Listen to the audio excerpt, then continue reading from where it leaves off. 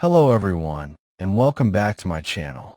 I'd love it if you could leave a comment letting me know where you're listening from around the world.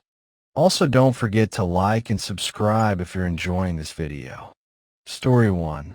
I used to think nothing could scare me. Not ghosts, not shadows, not things that went bump in the night. Growing up in Minnesota, you get used to silence, darkness, the kind of cold that bites your bones. And the stories? We heard them all. The tall tales, the legends, spirits in the woods, creatures that fed on flesh. My uncles called them bush myths, stuff people whispered after a few too many drinks. Especially one legend, the Wendigo. My Uncle Henry told that one best. Said it knocks before it comes. Said if you hear the knock, you've already been seen. Marked. I always thought he was just trying to scare us. Until the winter I stayed alone in his cabin after he died. It was tucked deep in the woods near Leech Lake, barely held together. The floor creaked if you so much as breathed on it. The windows were small and dusty, and the fireplace hissed when you fed it dry wood. But I needed the break. I had just gone through a rough breakup, lost my job, and I figured a little solitude would clear my head.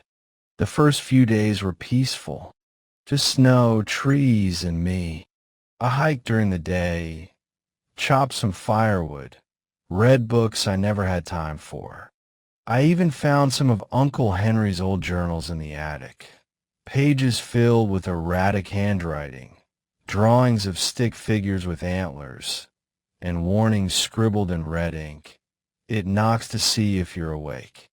I chuckled and tossed the journal aside. But on the fourth night, December 13th, I heard it. Knock, knock, knock. 3 slow, hollow raps on the front door. I sat bolt upright in bed. The fire had burned low, and the temperature had dropped. I could see my breath, floating like mist in the dark. My heart beat loud in my ears. I grabbed the flashlight and crept toward the door. No footsteps in the snow outside. No sound, just stillness pressing against the walls. I peeked through the curtains. No one. But when I opened the door, bare footprints. Human. Bare. Deep. And worst of all, they were facing the door, not approaching. No trail in or out. Just a set of bare feet, standing there like someone had appeared out of nowhere. I didn't sleep that night. Just sat near the fire with a mug of coffee and a hunting knife, ears straining for the tiniest sound. But nothing came. Not that night. The next night, I kept every light on. Sat with my shotgun across my lap, and at exactly 3:17 a.m., knock, knock, knock. Only this time, it wasn't the door. The knocks came from above, from the roof. I froze. Every instinct in my body screamed not to move. I strained my ears, and I swear I heard something crawling. Clawed feet. Slow, deliberate.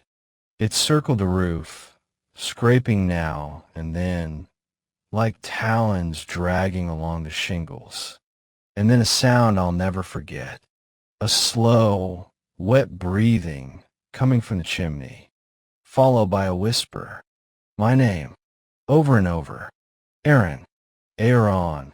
It hissed, like wind slipping through cracks. But I knew it wasn't wind. That night, I boarded the chimney shut. Didn't help. The next night, the whisper came from the walls, then from beneath the floorboards. I even heard it behind the bathroom mirror. Every night, 3:17. Same whisper, same breath. On the 5th night, I lost it. Screamed into the woods. What the hell do you want from me? The forest answered with silence. Until a knock came again. But this time, it wasn't 3 knocks. It was 6. Knock, knock, knock. Knock, knock, knock. Like it was mocking me. Laughing. I packed my bags by candlelight. Didn't even wait for daylight. Drove my Jeep through the snow, tires skidding, barely able to see through the frost-covered windshield. When I got to town, I stopped at a diner. The waitress noticed how shaken I looked. I told her what happened, hoping she'd laugh or roll her eyes. But she just frowned. You said your uncle's cabin was near Leech Lake. I nodded. She leaned in close, lowered her voice. You're not the first. Every couple winters, someone comes running out of those woods.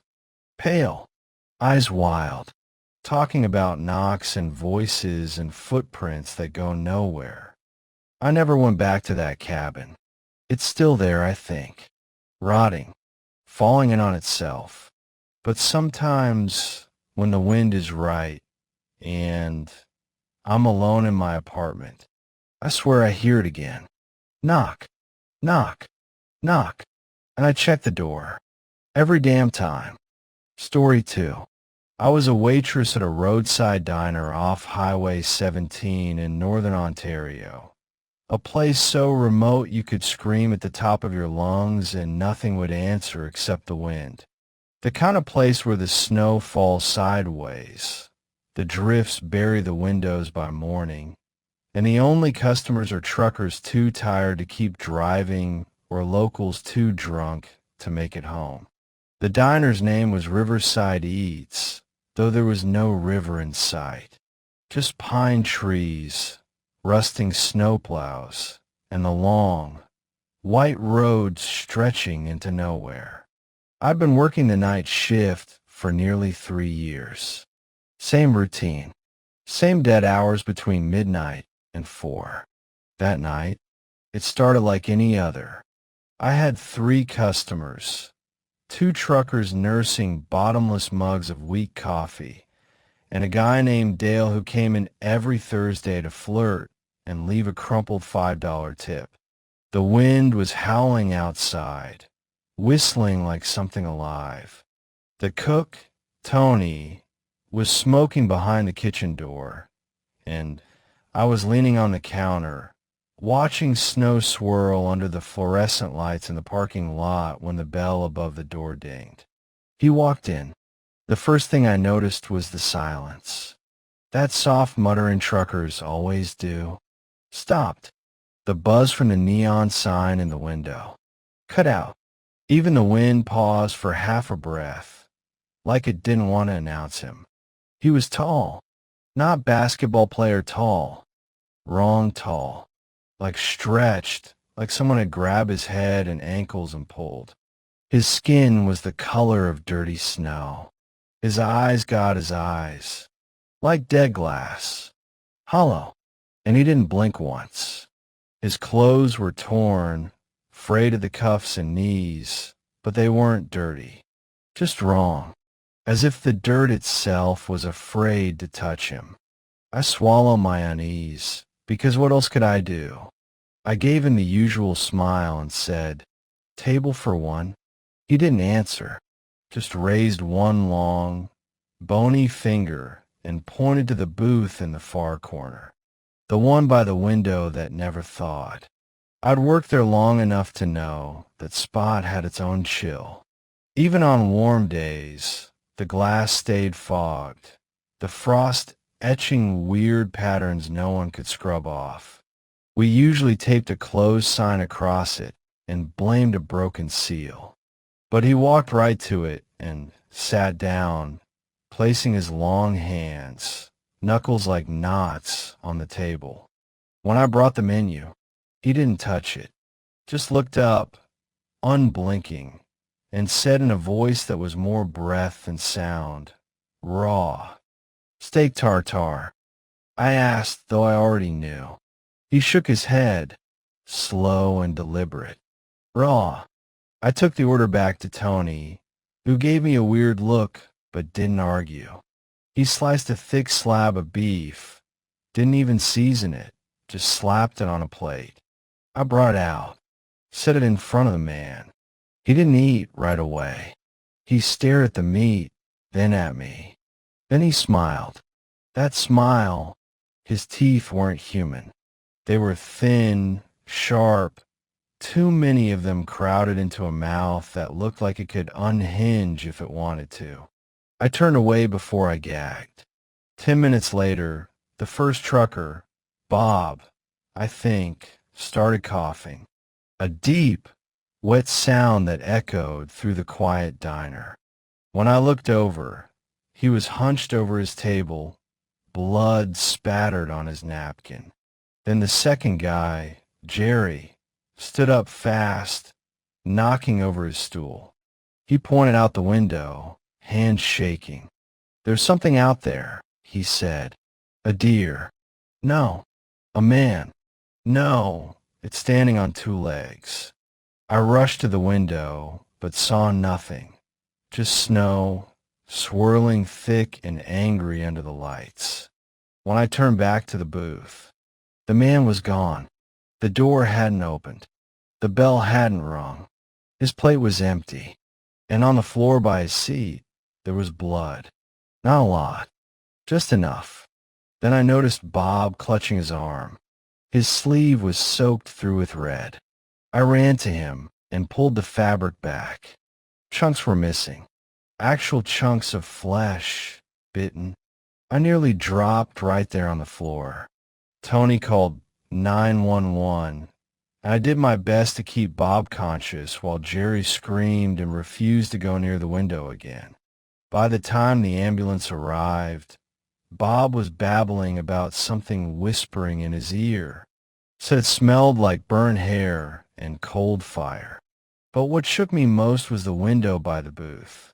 The frost, gone, melted completely. In its place was a single handprint, long-fingered and pressed hard into the glass. And next to it, a face, stretched, too long, impossibly thin, no nose, just two burning indentations where eyes should be, and a slit of a mouth that curled at the edges like it was smiling. We closed the diner for a week. Tony quit, moved to Sudbury, never answered my calls after that. Bob lost the use of his arm, said he still hears the whispering sometimes, especially when the temperature drops. Me? I quit too, packed my bags and left Ontario. But sometimes, when the wind picks up at night and the air gets bitter cold, I swear I hear the diner bell ding. And I see that smile. Waiting. Always waiting. Story 3. The snow was falling in sheets the day the call came through. A group of 3 hikers had gone missing deep in the Canadian Rockies. Last seen near a ridge known as Devil's Back. I'd always hated that name. Sounded like the start of a bad joke. But I was part of Alberta's winter rescue unit. When people vanished, we went after them. It was early January, and everything was ice. The air stung your skin like needles, and even breathing felt like swallowing glass. We set out at dawn. There were 5 of us on snowmobiles, bundled up like astronauts. The woods were eerily quiet, like the world had frozen mid-sentence. By dusk, we found their camp, or what was left of it. Tents torn wide open, not cut by a knife or clawed by a bear, ripped like paper from the inside out. Sleeping bags shredded, blood in the snow, frozen black like tar. But no bodies, no backpacks, no signs of animals or avalanche. Just one strange thing. The fire was still warm. That sent a chill through me that had nothing to do with the cold. Fires die fast in these temperatures unless someone's there to feed them. That meant we were close. Real close. We split into pairs to search the area, but I ended up alone. My partner, Mike, veered off after spotting something in the trees. A shadow, he said, and then his voice vanished from the radio. I tried calling back, but all I got was static. By now, night had fallen, and the temperature was dropping hard. I had maybe an hour before frostbite started chewing through my fingers. I should have turned back, should have waited for the others. But then I saw the tracks. Barefoot, no boots, no snowshoes, just bare human feet pressed deep into the powder, toes spread like claws, walking in a straight line into the trees. I followed. My legs were heavy, each step a slow grind through knee-deep snow. Pines loomed above like silent watchers, thick and dark. The wind had stopped. No rustle, no animal sounds, nothing. Just the whisper of my own breath and the mask and the crunch of snow under my boots. Then I saw it. At first, it looked like a tree, tall and still. But trees don't move, and they sure as hell don't turn their heads.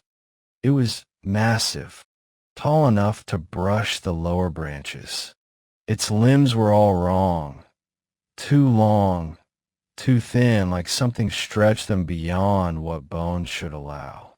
The torso was gaunt, ribs like knives on a papery skin. The head, Jesus, it had antlers, not like a deer's, more like twisted branches, gnarled and sharp, crusted with ice. Its eyes glowed, a deep, ember red, burning from sockets sunken into a face that didn't look quite human anymore. And then it moved. Fast, too fast. It vanished behind a tree, then reappeared closer. I didn't think. I just ran. Branches slapped my face. Snow stung my eyes, and my lungs screamed with each frozen breath. I didn't look back. Whatever that thing was, it wasn't meant to be seen. It was ancient, wrong, hungry. Somehow, I made it to an old ranger tower we used for fire spotting in the summers. It was barely more than a shack on stilts, but it was shelter. I slammed the door shut, bolted it, and climbed the ladder up to the lookout. The wind had picked up again, howling like it was warning me. Or maybe laughing. I tried the radio. Dead. My phone. Dead. Even my emergency beacon was flickering. For hours I sat in the dark, watching the trees below. The moon cast long shadows across the snow. I could barely see, but then I spotted it, standing just below the tower. Still, motionless, like a statue made of bone and bark. Head tilted back, those ember eyes staring straight at me. It didn't blink, didn't move, just watched. I didn't sleep, couldn't. I kept the rifle close, but somehow I knew bullets wouldn't do a damn thing. Not to something like that. It was still there at dawn. But when the sun rose high enough to touch the treetops, it was gone. No tracks. No broken branches, like it had melted into the woods. They found me by afternoon, half frozen, barely conscious. I kept asking about the others. They found Mike's radio, torn in half. The others were scattered. Equipment, torn clothing, but no people, just bones. And the bones, they weren't chewed by wolves. They were cracked open, hollowed out, and the marks on them, teeth, human teeth. I quit the team that spring, moved to Calgary. I don't hike anymore. I don't camp. I don't even look at the woods when I drive past. Because every now and then, when the wind's just right and the snow starts to fall, I swear I still hear it. Crunch, crunch, crunch. Bare feet walking across the snow, coming for the warm ones, the full ones, and always, always hungry.